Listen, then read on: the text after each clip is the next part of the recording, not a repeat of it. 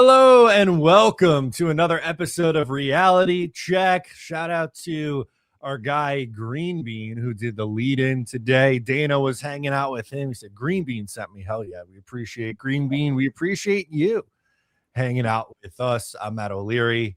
He is Jeremy, aka Jets Chaos. Jeremy, how goes it, my friend? I am. It's good. It goes well. The rain is gone. There's no sun, but the rain is gone out here in Sacramento as we hit the mid 60s in temperature. So it's good times in Sacramento. I hate you right now, Jeremy. I love you, but I hate you right now because on Monday we got like 29 inches of snow, and then this morning we got another little dusting, only maybe another inch or two. But I was out there again today with the shovel. You can't make this up. So I'm ready for spring. That 60 degrees sounds pretty nice right about now, Jeremy. Yeah. I do not miss the snow. I do not at all. You know, when my time as a student ended and snow days were no longer relevant, so did my love for snow.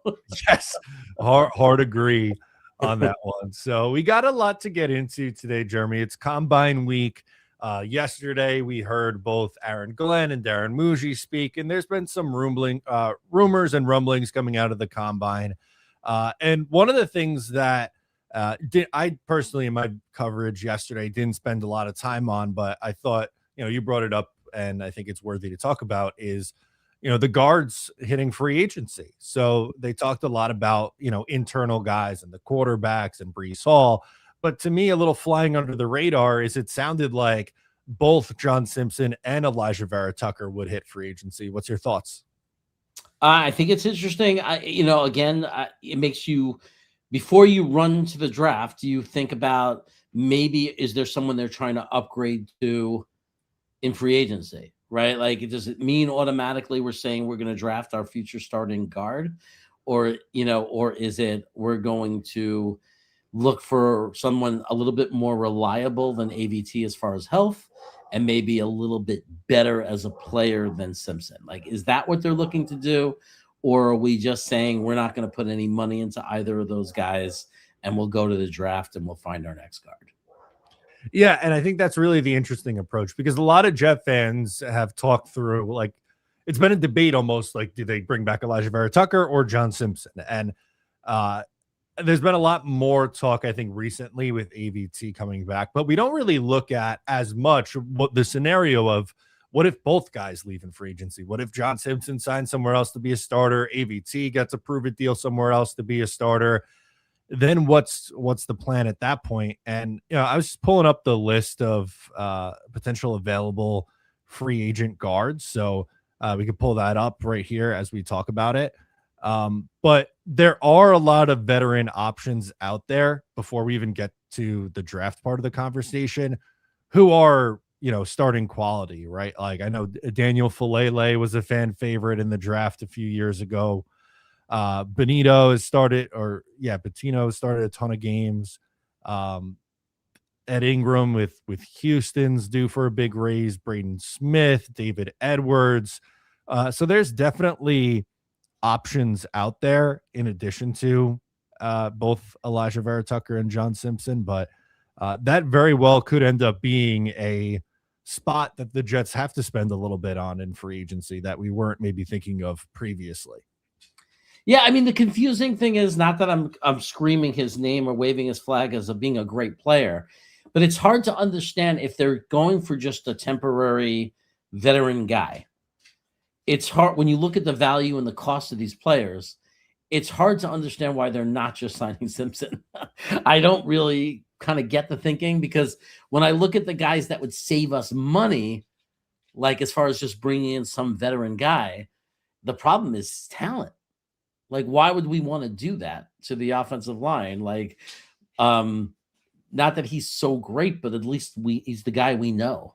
We know his strengths. We know his weaknesses. It's hard to really predict, or, we're not in the room. We don't know what their plan is. Maybe they're 100% know that they're going to use one of the top 4 picks on a guard.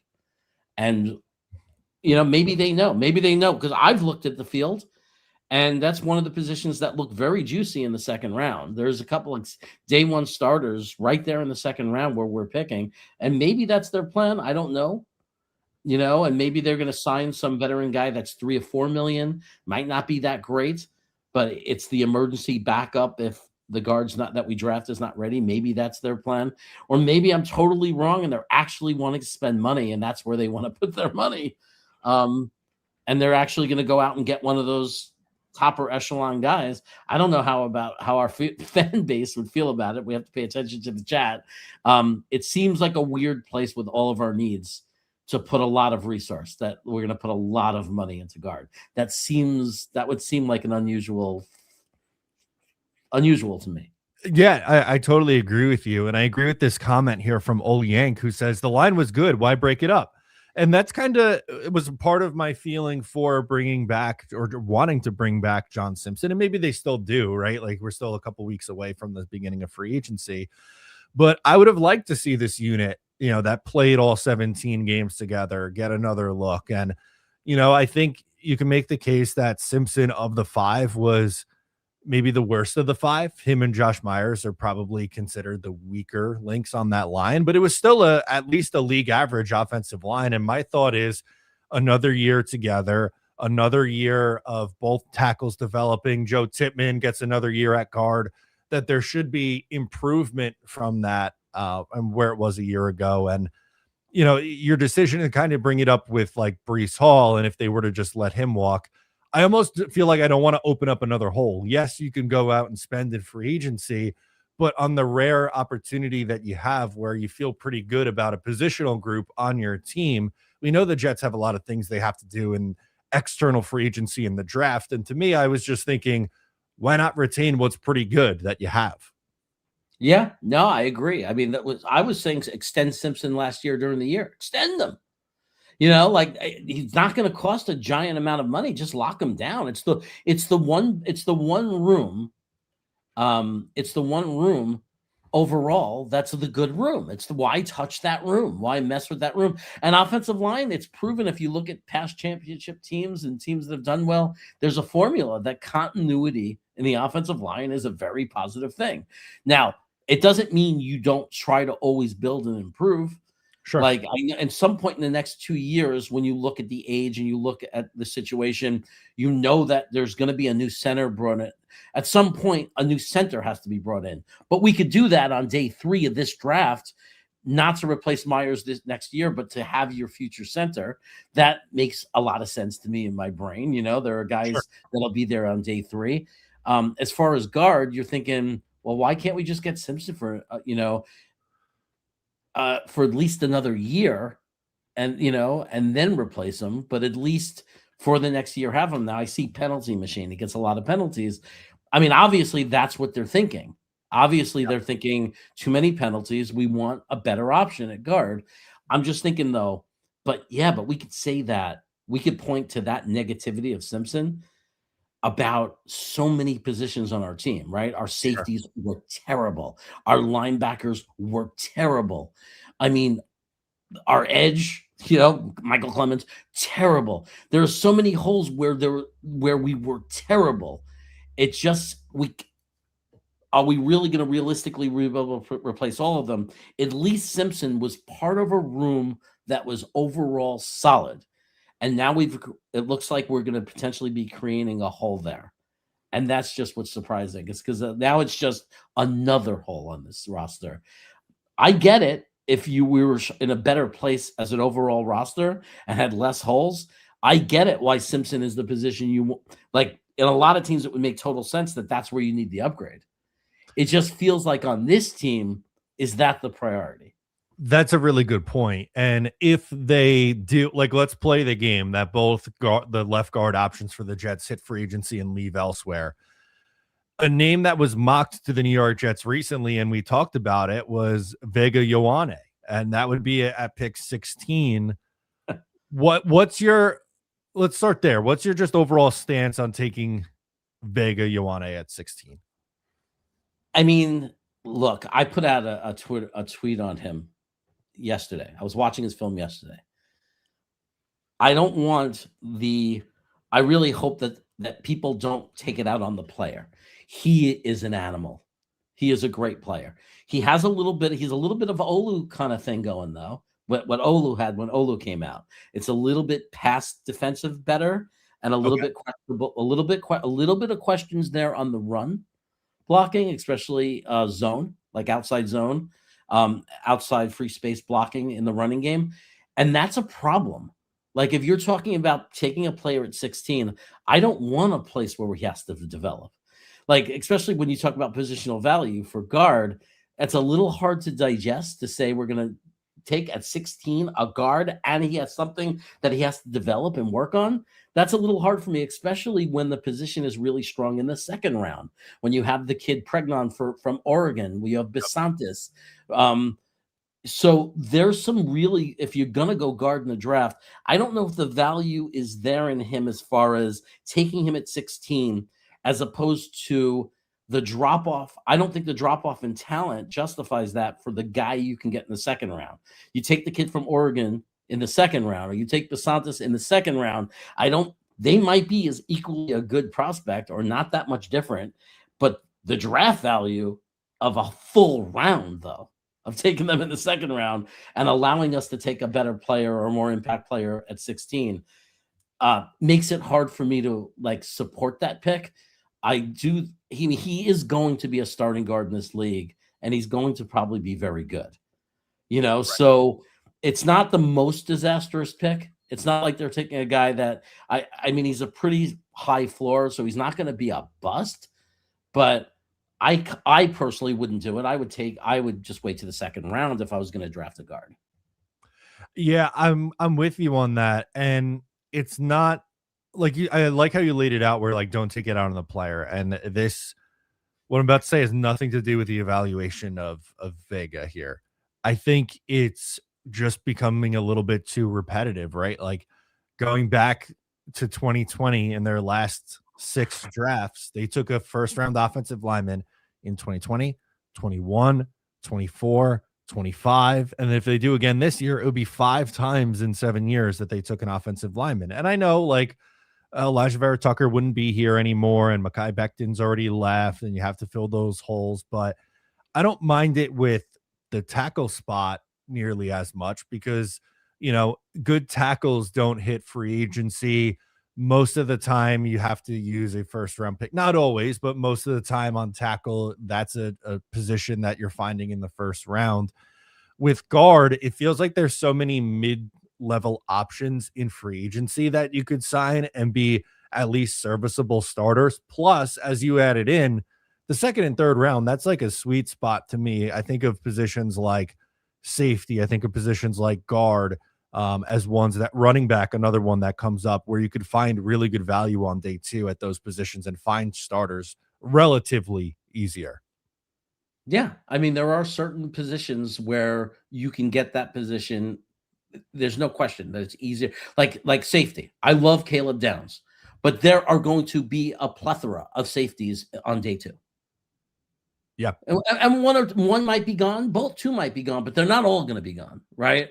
Like Halsey, Finneman, or whatever his name is. Yeah. Cinnamon, McNeil, Warren. Yeah. Like Warren, like one of these guys are going to be there on day 2, right? So, like, it's a position that you could fill in round 2. And then, like what you're saying is typically there are lots of teams with very good guards in this league that are third, fourth round picks.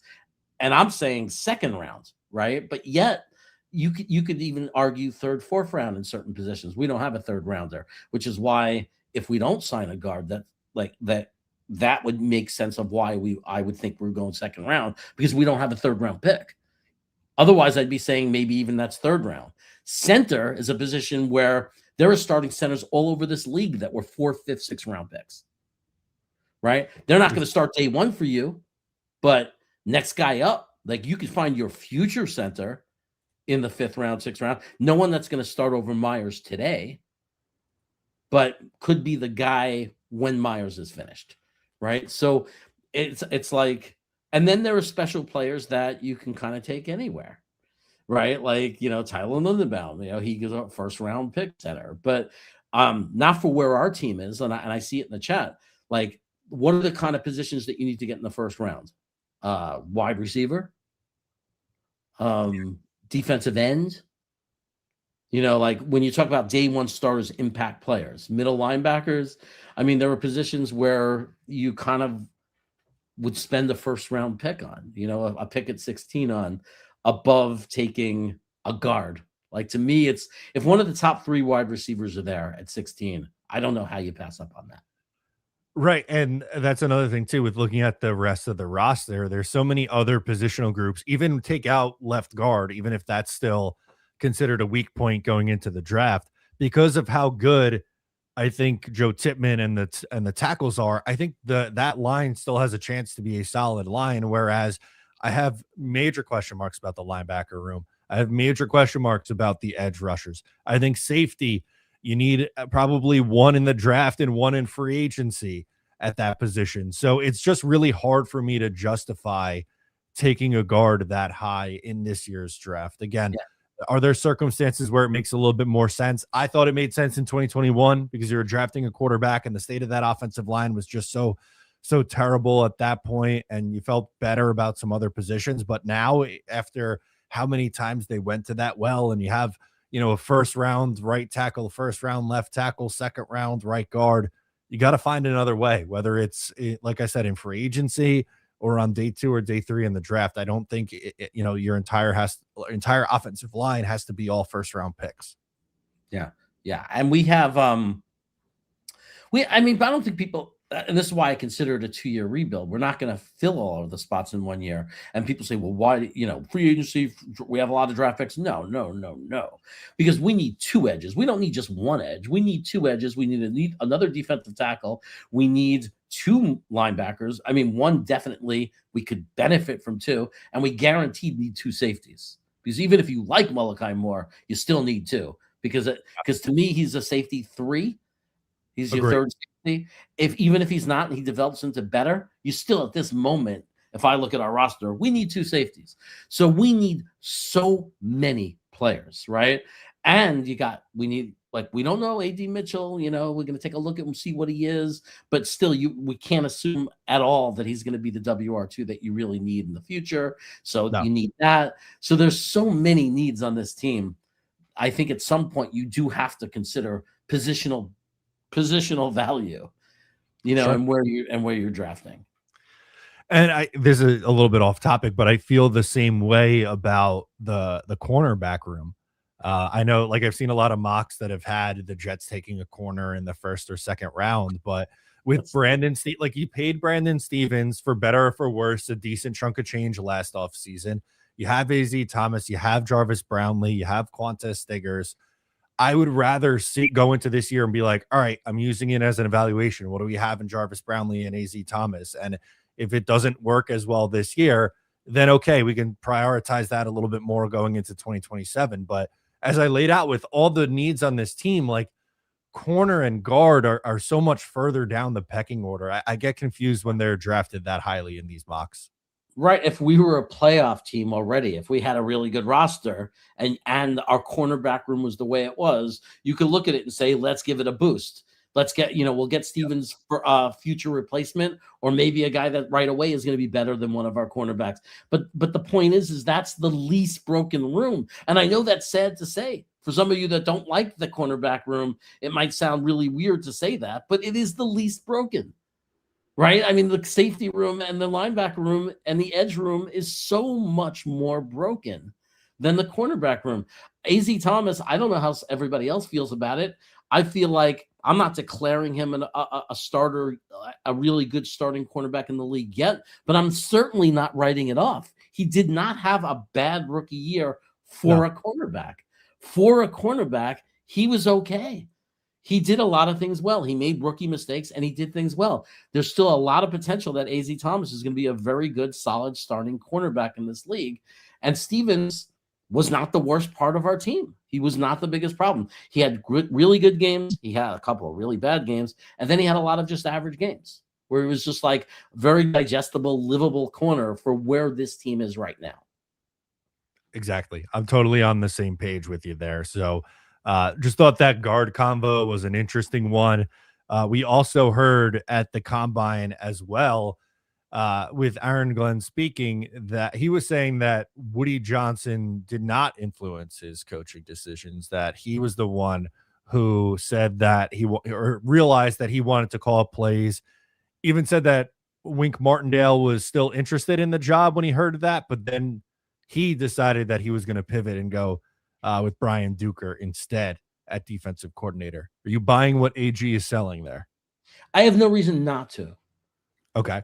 If someone has the opinion that that's all fluff and that's not really what's happening, and you really believe that Woody's pulling the strings, and if you want to believe that, but the people that are talking about it like it's factual, it's just insanity to me.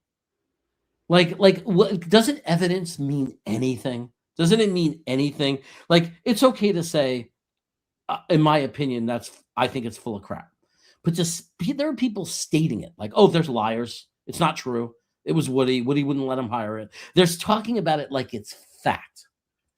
And that doesn't make any sense to me, because where's your proof? Like when did we become, like, why are we continuing to be? I'm going to say, when did we become like we're going to talk about things like it's factual instead of just our opinions. And like right now, I don't like, what would be I have no proof that he's lying. He seemed genuine about it. He didn't seem to be lying about it. I thought it was really surprising to hear him say that Wink was going to be okay and was still willing to take the job, even though he wouldn't be calling the defense. That's a surprise to me.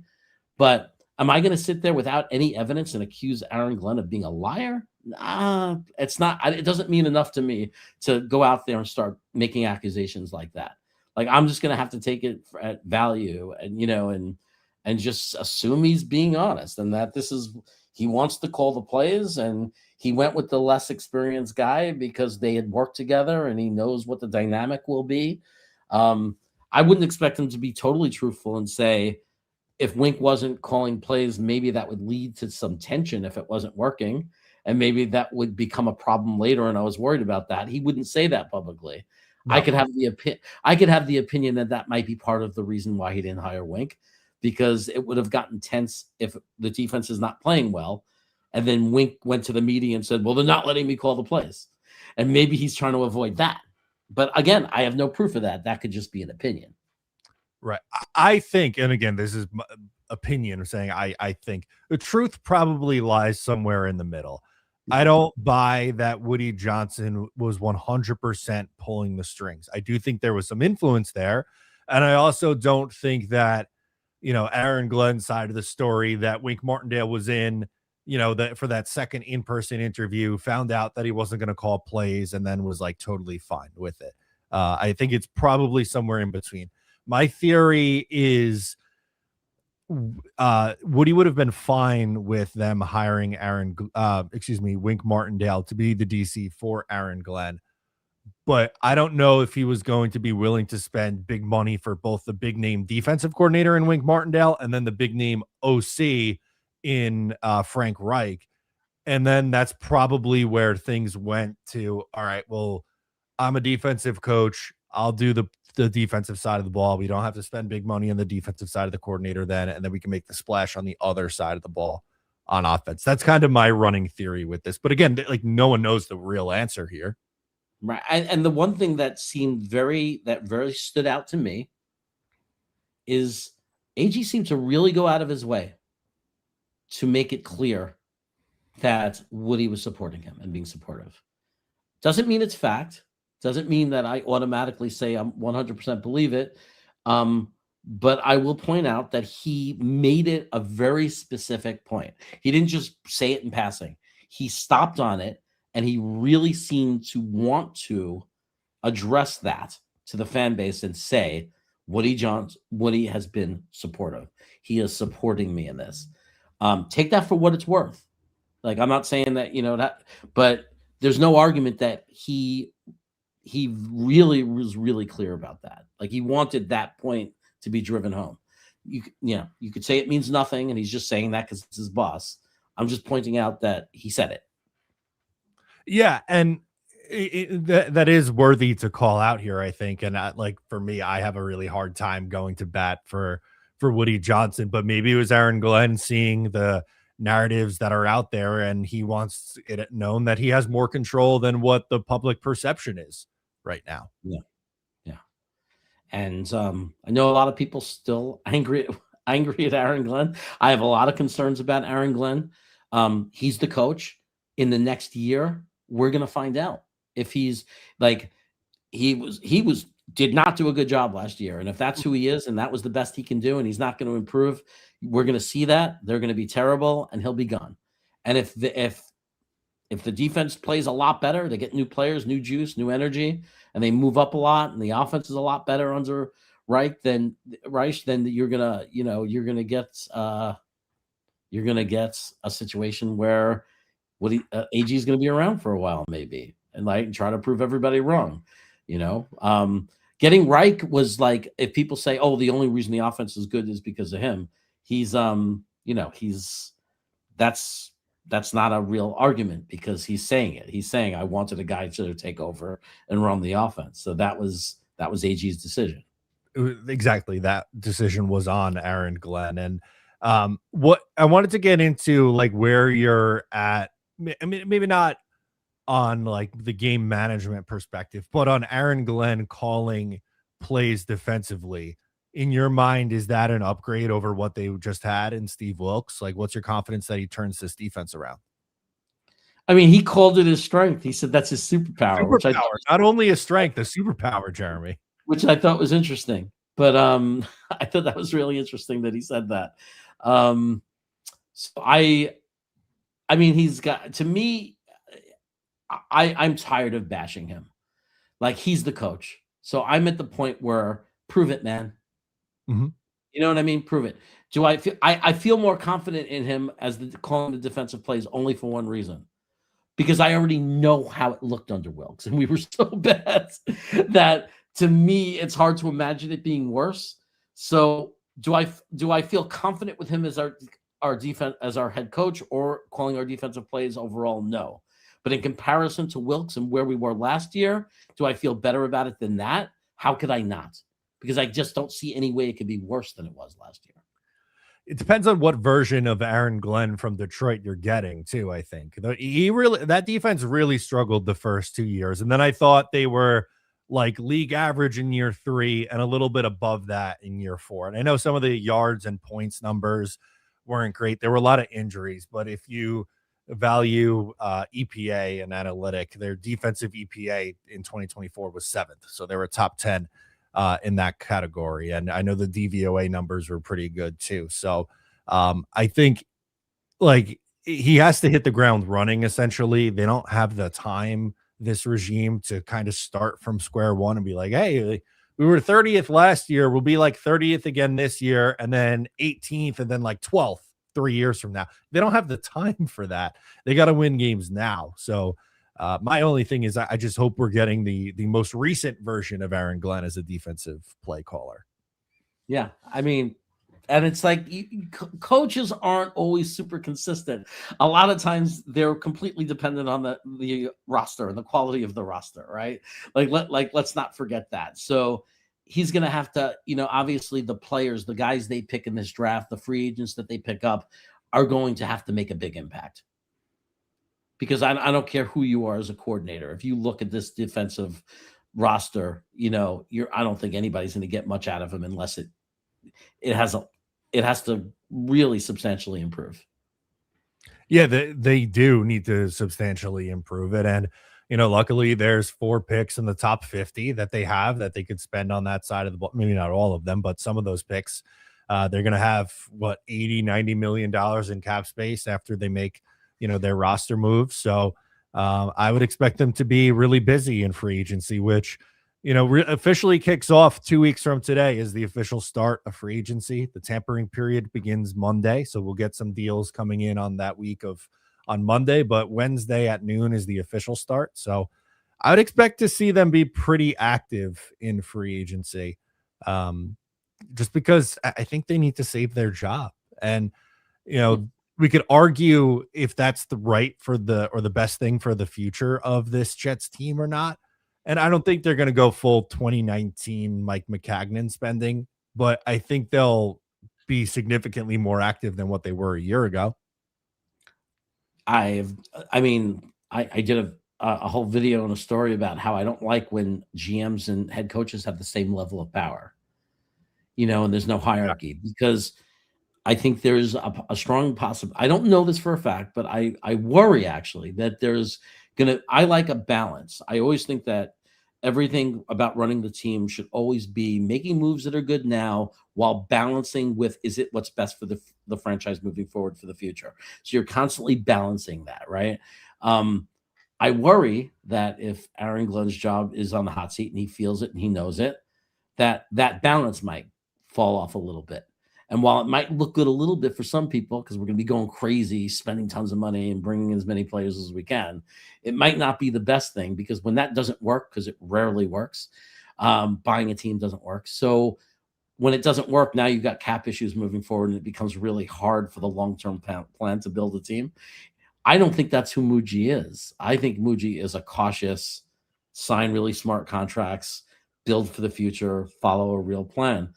I just don't know who's driving the car as far as this team. Yep. So we're going to find out in free agency. If they start signing multiple big names and spend all of our money right off the bat, day one, on a few big star names, we're going to know. We're going to know who's in charge. So Yeah, I think so too. You're on the money there. That once we get to the beginning of free agency, we'll have a little bit of a better idea. I wanted to get into some of the comments in here in the chat. We got who's hanging out with us right now. Still rocking in the 80s says the schedule in 26 is a horror show. They went 3-14 and have one of the hardest schedules in 2026. 6 wins would be a miracle. What's the headspace at for you looking at the Jets schedule right now before we even get to free agency or the draft? part of me agrees. Like when I look at the schedule, like horror show, like I get that same feeling too. But I will also say that many times in my fandom, I've looked at the schedule and felt that way, and then the schedule turns out to be nothing like you thought it was. Right? Like this part of the schedule is going to be really hard, and this part of the schedule is going to be easy, and then it's completely not true, because then suddenly the reality is Jacksonville's a playoff team. New England is going to end up going to the Super Bowl when we thought those were the 2 games we could win. So sometimes it just doesn't fall the way you expect it to fall. But I agree with the sentiment that when I look at it right now, it looks like a horror show. Like from our understanding of teams and our perceptions of teams, it looks like a horror show. Yeah, and I just pulled it up right now. Home games for next year: Packers, Vikings, Broncos, Raiders, Browns, and then the divisional opponent, the Bills, Miami, and New England. On the road at Chicago, Detroit, Arizona, Kansas City, the Chargers, Tennessee, Buffalo, obviously, and then New England and Miami to close it out. So it looks like a tough schedule. I love the point that you called out where sometimes you think it's a part of the schedule is going to be easier and it ends up harder. I think the perfect example of that was in 2022 when they actually started out the year, 7-3, and then the second half of the year they lost their final 6 games or whatever it was. And looking at that schedule before the start of the year, their first 4 games were against the AFC North, and everyone's going, oh my God, like they have an absolute gauntlet to start the year. And then it eases up in the second half of the season, and they started off great and ended horribly. So sometimes there's really no way to tell. Yeah. I mean, and when you look at those away games, like here's an example when I say things change about how they feel right now. You look at that Detroit thing and you think Detroit, right? Like the last few years, right? But if you look at last year, they might be arcing down. We don't know. Are they going to bounce back, or is Detroit just on a free fall right now, where they had, they lost Ben Johnson and now they're on their way down? And Kansas City, when do we play them? Is Mahomes back yet, or is Mahomes out when we play Kansas City? Which Great Kansas City are we playing? The Patrick Mahomes Kansas City or the non-Patrick Mahomes Kansas City? Now, we're a terrible team, so every game is hard for us. No game is a give me when you're the Jets right now, right? But if you're just talking about, forget being the Jets, just how tough is a team going to be, we all know that there's a difference between Kansas City with or without Mahomes. So there are some questions in that schedule. As far as I think it's interesting that we are going to play both Arizona again, which is weird that we're playing Arizona again. It feels like we played them very recently. That we're playing Arizona and Tennessee, two former Jet coaches. Yeah. So you get the whole Mike LaFleur storyline. You get the Robert Saleh storyline mixed in there as well. Yeah, they play the NFC North, but they are getting Arizona because I guess that's the year they match up with them record wise. I think that there's always an extra NFC game. And it Yeah. was because they played the NFC West it was 2 years ago where they were out in Arizona. Now they have to go back out there. Oh my God, They beat the us. shit out of the Jets that game. That was a horrible one. They beat the crap out of us. But it's a different team now, so we'll see. Yeah, obviously you're gonna have to. We're worse. Yeah, the Jets on paper are a lot worse than what they were in 2024. Obviously, nothing a walk in the park here. It will. I'm not saying all of our problems are going to go away, but whether it's just fool's gold or not, it always feels better after the offseason than going into the offseason. Like by the time all of our picks are in and our free agents are signed, like I'm not saying we're going to feel great, but I'm going to say it's going to look better in May than it looks right now. Because at least there'll have been some good things that happen where we're saying, okay, we checked that box, we checked that box. Like we're going to be excited about some rookies. Like there's going to be it's going to feel a little better in May than it does now, unless they go out and make draft picks that just infuriate us all. So another question here, or a strong comment from Rap to Reality saying that anyone suggesting Downs over Reese has never played ball past high school. I don't think I would take Caleb Downs over Arvell Reese, but I don't like how anti it seems some people are on Caleb Downs. I think if you watch it, if they took it, I'll say it like this. If they took him, I would understand why they did it, even though it is not my preferred route for them to go in the first round. I mean, context matters. It's first of all, if Reese ends up being a bust, which he could, and Downs is a superstar, then can we say that you never played ball? Like, I don't know what the insult has to come in. You've never played ball since high school. Like the superiority has to come in as I'm smarter than you and you don't know anything and you're ignorant. That just brings me back to my point of you better be right about the player before the position. And that's not me saying take Downs. That's just me saying a fact. If Reese is a bust and Downs is a superstar, then can everybody go back to this message and say, you don't know ball. You obviously never played even Pee Wee League, right? Because you're naming a specific player. If you said anybody who takes a prospective great safety over a prospective great edge never played past high school ball, I can respect it a little bit more than naming the actual players.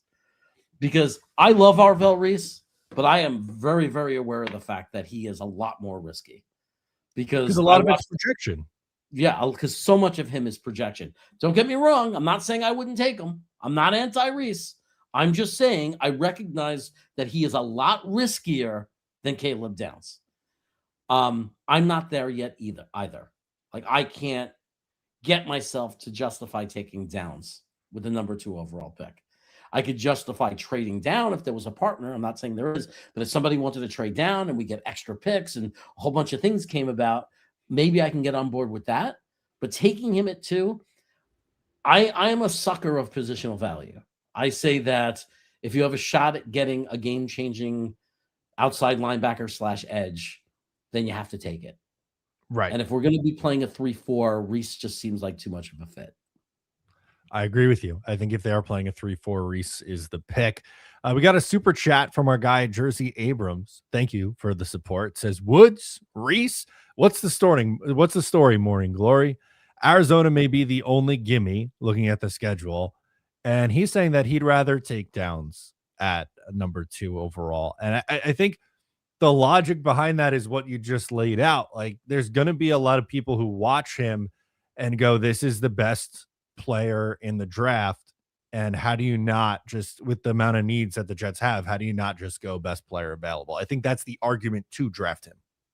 I mean, it's like a level of conservative, of how conservative you are. If your mission is we cannot miss, we must have a player that's an impact player, that's a great football player, and we cannot mess this up, and it cannot be Vernon Golston. It cannot be a miss, a big swing and a miss.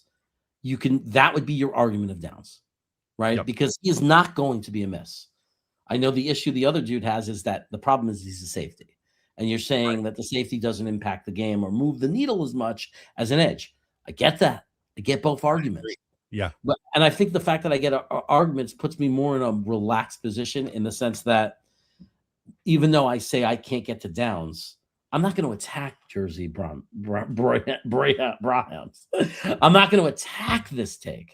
Like, I'm not, if they were to get up on that podium and take Downs, I'm not going to scream and curse the stupidest team. I'm not.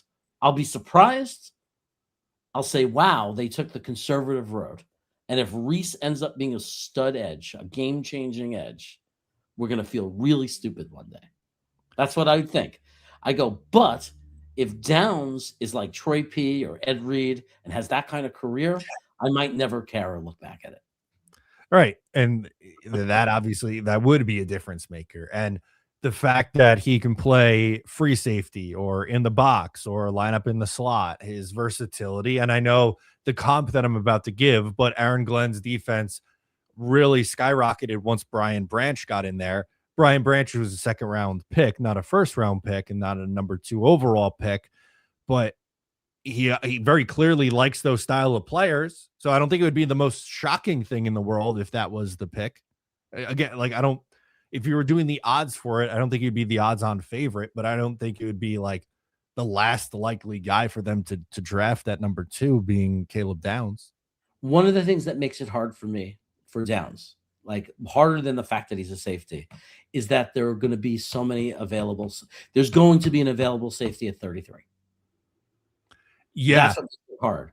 Very serviceable guys that can fill that hole, that could fill the void, that could be, that I believe in, that are going to be good safeties in this league. Like Emmanuel, I really like him, right? I really like Dylan out of Oregon. Like I really like these guys, and they're going to be there probably.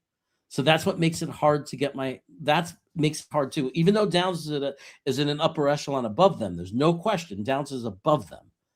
There's still guys that if Downs didn't exist, I'd be very excited about.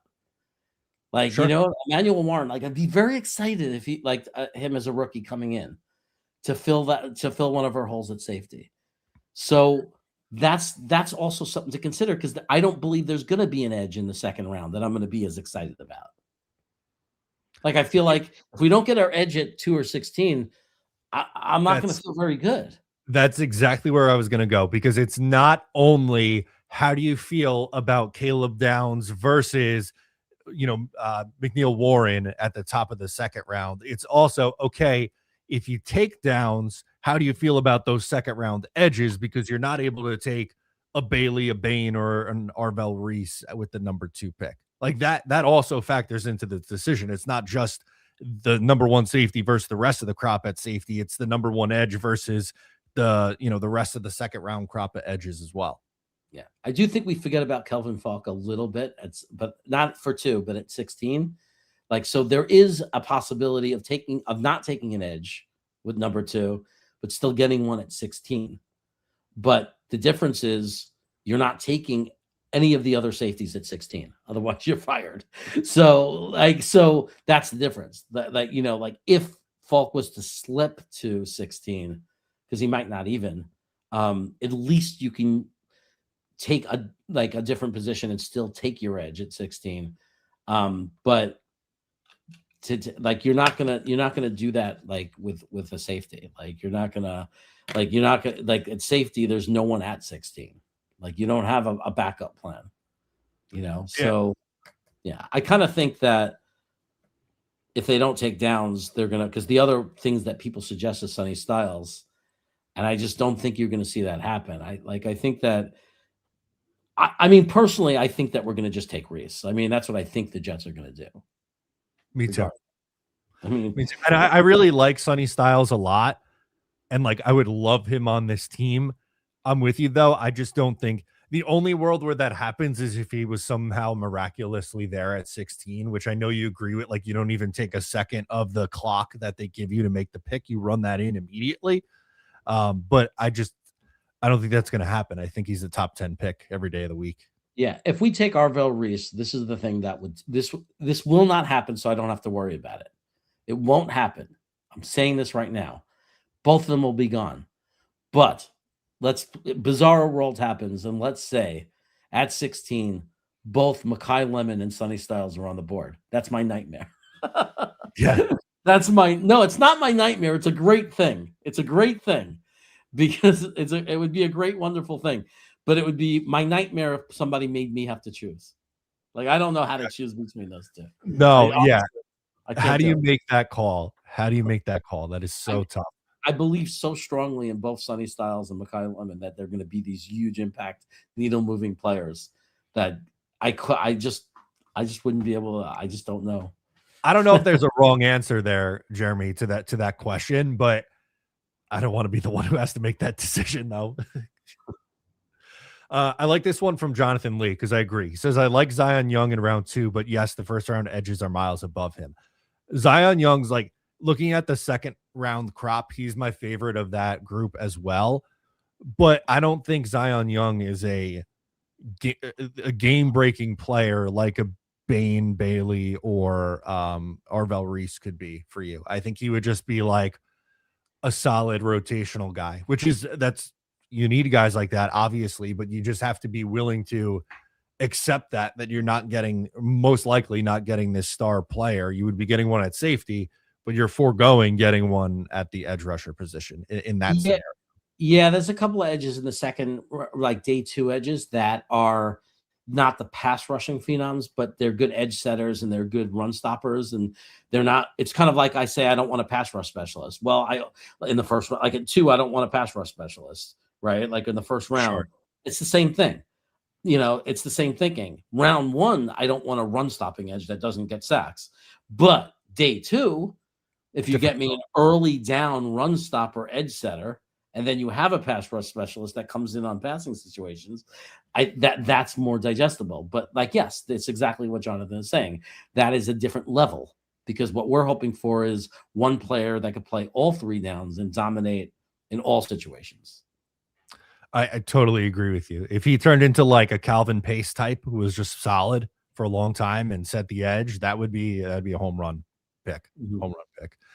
I want to bring this one up from NY Jets, Florida 632, saying that there are teams calling the Panthers about Andy Dalton. I would be interested. Am I crazy to say that I agree that I don't think that's a horrible option for the Jets? It gives me 2017 Josh McCown vibes. That's the vibes that I would get from Andy Dalton.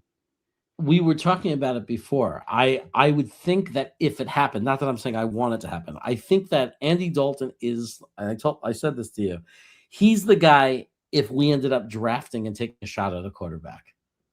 Like whether it was Ty Simpson or Nussmeier, he would be the guy, like Dalton would make so much sense with the young guy. If they are totally 100% day 3 quarterback only, not really serious, quarterback next year, I would be surprised if it was Dalton. I would think, I personally, and I don't know why people think it's such a long shot.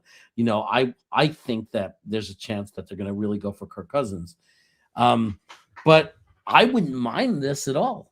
I wouldn't mind it if Andy Dalton is our quarterback, because what that would spell to me is either he does really well and we're better than we think, or he's totally trash and we end up with Arch Manning next year.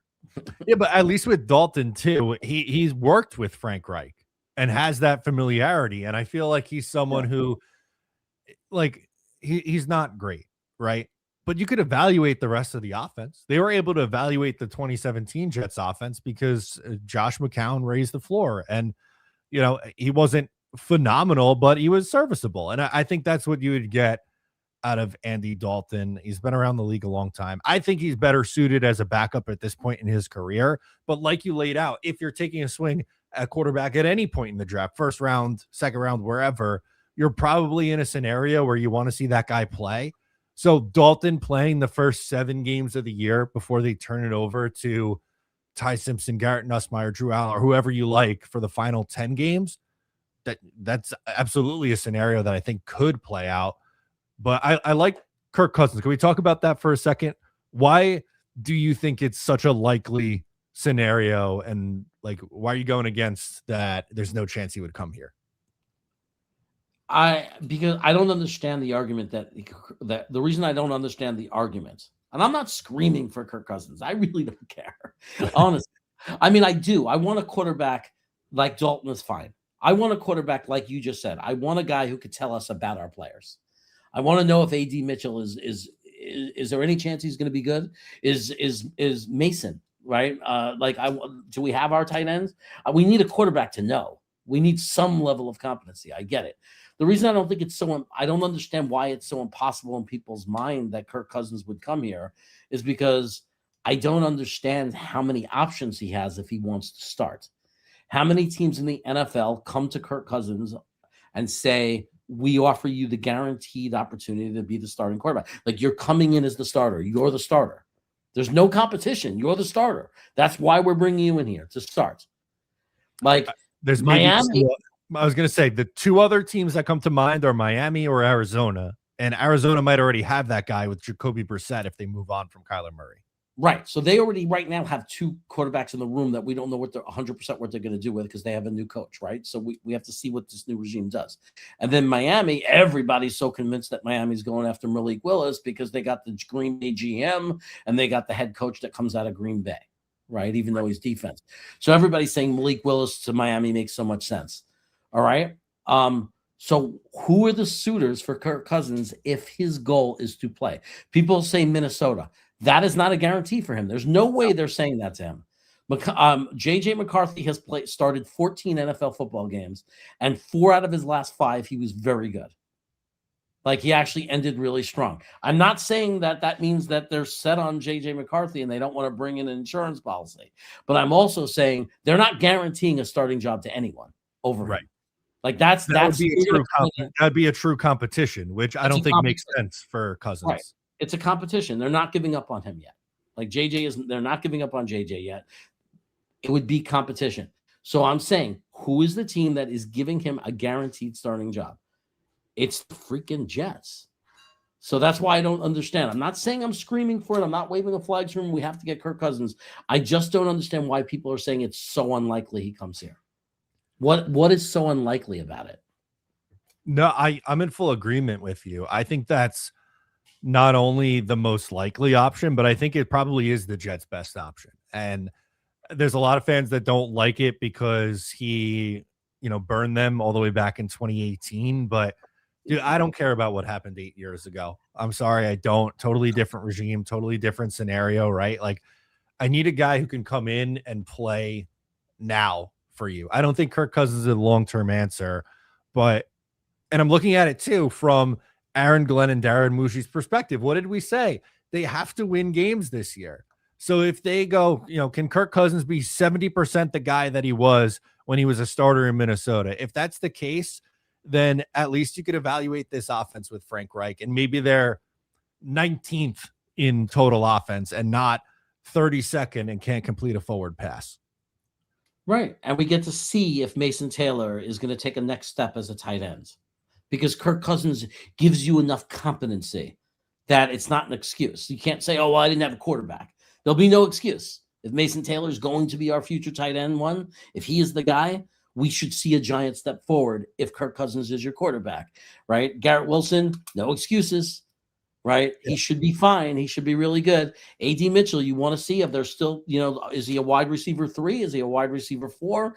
Is he, oh my God, he could actually be our WR2? Well, the only way to know for sure is you have to have some competency at quarterback.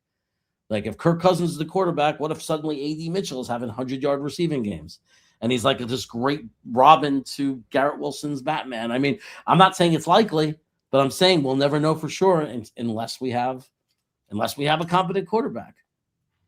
Yeah, no, I agree with that. And it just kind of speaks to how bad the state of the quarterback situation for the New York Jets is, because I don't think Kirk Cousins is a great answer for you, but the fact that he is one of the better options for you, again, that really to me speaks more to the situation than it does like the player in Kirk Cousins, if that makes any sense. Yeah. There's a question about paying him. Okay. Yeah, let's pull that up. What is the price point in which you start to feel uncomfortable with signing Kirk Cousins? To me, it's not about the number, it's about the years. That's I want him in for 1 year. I don't care how much it is, really that much for 1 year. It's more about, I don't want to guarantee 2 years. I don't want him to cost us money to get rid of. Right? That's the thing. That's the question to me. Can we, if we were to go for Kirk Cousins, my comfort level or just comfort would be like what we did with Fields. Now we're hurting and we're having to take a hit with Fields. I want a 1 year bridge, and I don't want it to be expensive to get out of it after the year is up. Yeah.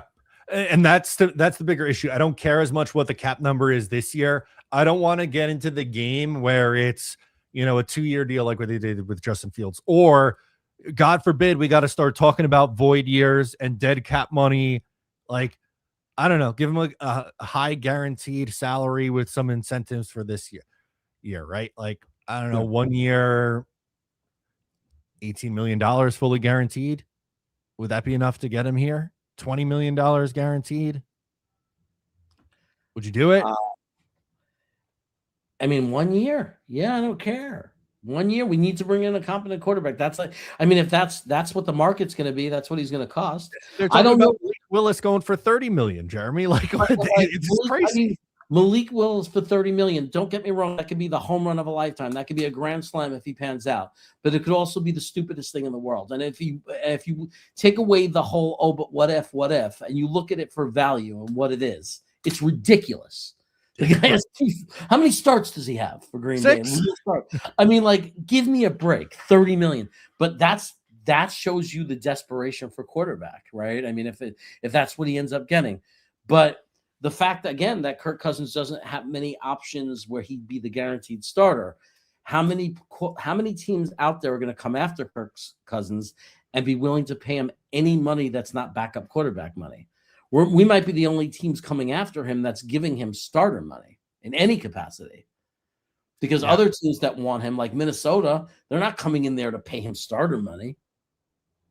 No, I could see them going more the route of like an Andy Dalton or Marcus Mariota type, where it's like, hey, you're a veteran, you're not going to cost us a crazy ton of money, but if JJ doesn't look good this summer or struggles out of the gates starting, we feel like, you could be someone who could right the ship. That's not I don't think that's the opportunity Cousins is looking for. I think he wants to start. He definitely wants to start. He's not. I mean, it's an opinion, strong opinion, because I'm not him. But everything he's done and every way in which he's acted has been. He's a very fiery competitor. Yep. Who wants to play football? Who's running out of time to do it. Exactly. I'm in full agreement with you. That'll do it for us on this episode today, guys. Thank you so much for hanging out. We'll be back next week, the week between the combine and the start of free agency. So I'm sure we'll get you primed for the beginning of free agency. But for now, I'm Matt. He's Jeremy. And we'll talk to you guys next time.